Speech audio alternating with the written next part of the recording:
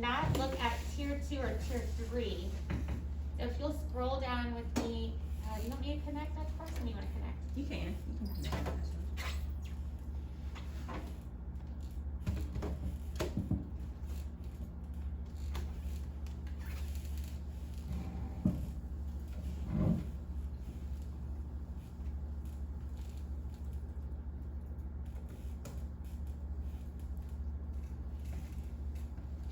Here we go.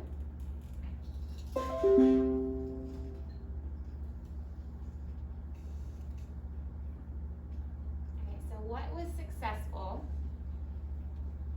right here? What do y'all notice worked for the 10th grade? High impact success. Retesting. You said 10th grade, yeah? Mm-hmm. Okay, yeah. So the real-time feedback, log scheduling, retesting, like no penalty. What's the G for crisis?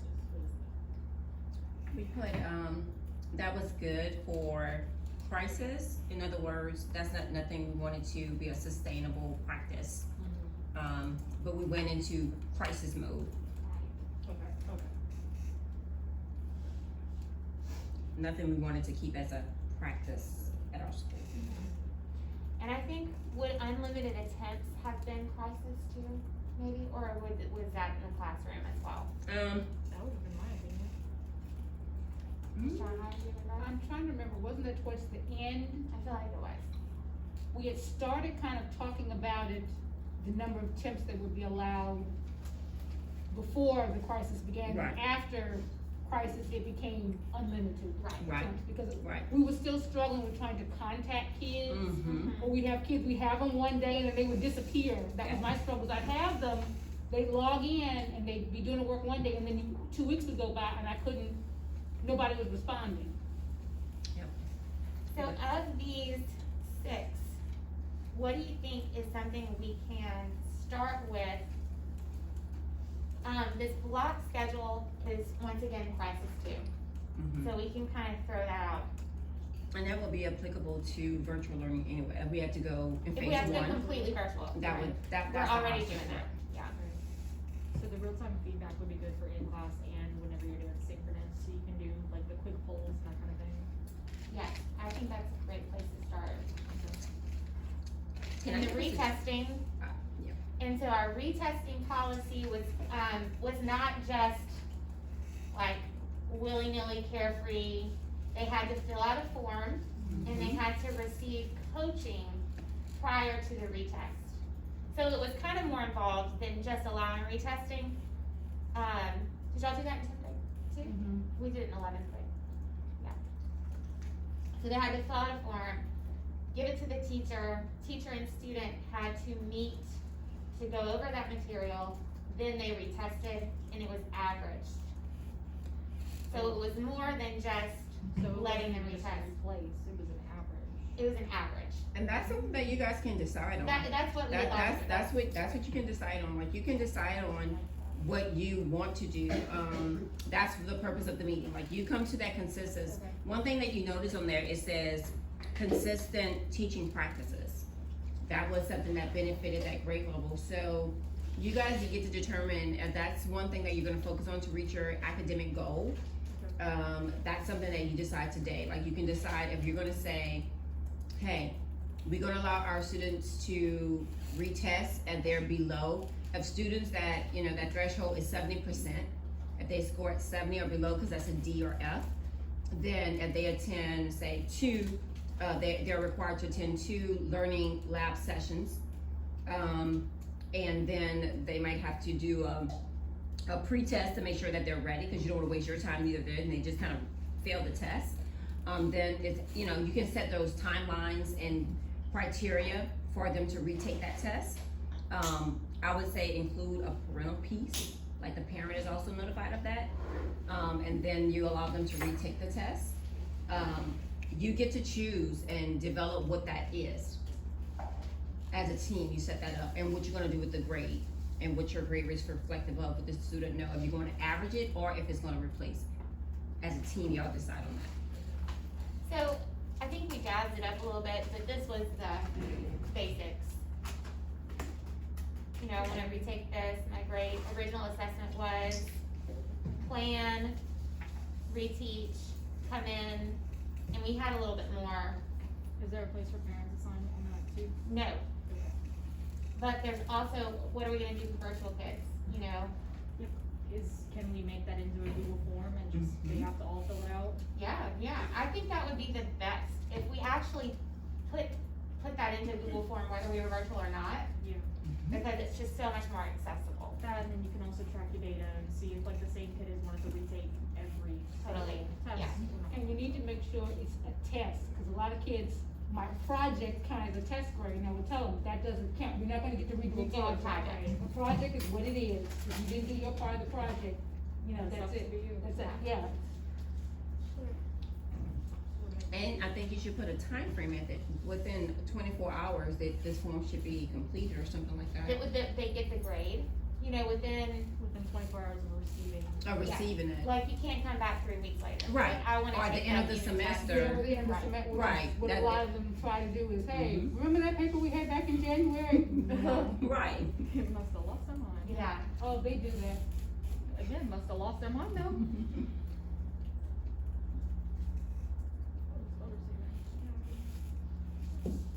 before E, except after C. And that is why you teach English. Okay, so he said they need to do tutoring and a learning lab, or a learning lab session, depending on how that's looking. Well, no, cause that's two different things.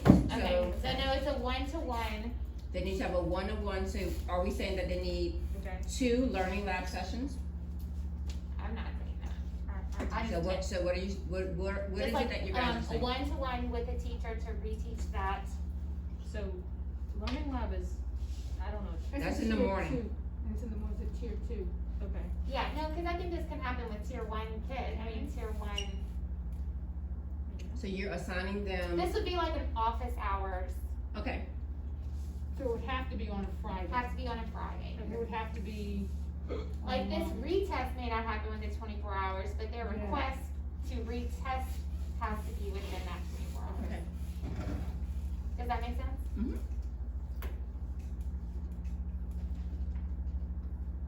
So, do y'all want to average it or replace it whenever they do a retest? What do y'all think? I think y'all should vote on it as a team. Let's vote. Okay, if you are for replacing the grade with a new grade, raise your hand. Or think about it. And each teacher should probably state why, cause she's Yeah. a math teacher, so Share. yes, share I why. think that whenever you may not know what it is you're actually supposed to be learning, or maybe you forgot about it, you didn't study. When you come in the next time, you're prepared, you know what you know now. I vastly prefer to replace a grade rather than average, cause what if you got a 50? That sucks, even if you get 100, you can only get up to a 70, that's just not, I don't know, I And don't you like put that. all that work into it and you don't see the Right. benefit of it, cause I still technically failed. Yep. Per se. So it's not motivating for me to come to you, cause I'm still failing. Right. Okay. I can see that. I can see that. Okay, so somebody who would be for averaging, if you wanna share why. Or just present the other side. Well, I guess someone would say it wouldn't be fair that everybody else had done the studying and the work, and you come in later, you're getting this extra help, this extra work, why should you get a whole replacement? But if we're talking about equal and Yeah. equality, Right. I mean, we could even cap it at a B if you wanted, say like the highest I they can could get see- would I be a can see grade level replacing. below. So you can't get 100, but you could pass. but is it wrong if I needed that extra help with that one-on-one teacher, if I needed you to show me one-on-one? It is if you didn't come and ask for all that help prior to bombing the test. Cause you knew you didn't know all this stuff prior to bombing the test, that got you in this predicament. And I think I think that we are all thinking of different cases with different students, you know? Cause there's a difference between a kid who doesn't understand Right. and a kid who did nothing before, during, or, you know, to prepare, and now they bomb the test, and now they're like, oh, well, you know, I need to take this over again. Yeah, just asking like, what is the motivation for some students to do well the first time if they know they can just do it later? I think So that when it comes to tutoring, to deter to do it later is that you have more of a requirement of if I'm gonna have you do it later, then it's not just one session you meet with me, but you have more to the retesting process.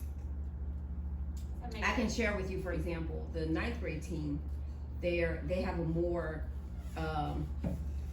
their retesting process is a little bit more tedious.